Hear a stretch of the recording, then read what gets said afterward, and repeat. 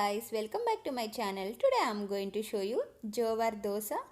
ఎలా ప్రిపేర్ చేయాలో ఈరోజు మీకు చూపించబోతున్నాను. It's a healthy and super easy to make. So ఇప్పుడు మనం ఎలా చేయాలో చూద్దామా.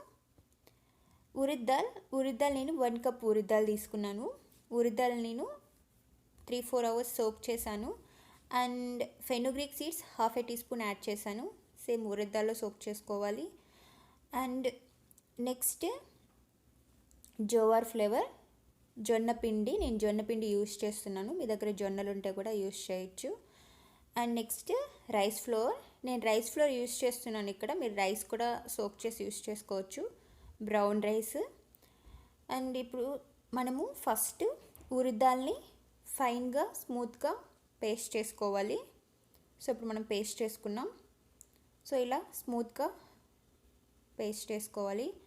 అండ్ ఇప్పుడు మనం జొన్న పిండిని యాడ్ చేసుకున్నాం.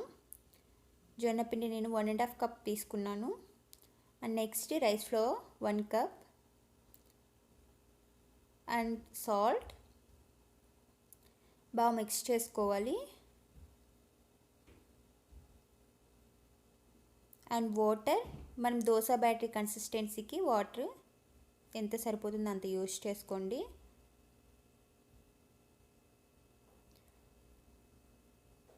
బాగా మిక్స్ చేసుకున్నాము.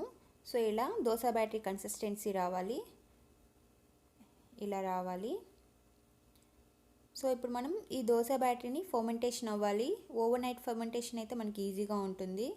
సో ఫర్మెంటేషన్ అయ్యాక ఇప్పుడు మనం దోశ వేసుకున్నాం. సో ప్యాన్ పెట్టుకున్నాము. ఇప్పుడు మనం దోశ వేసుకున్నాం.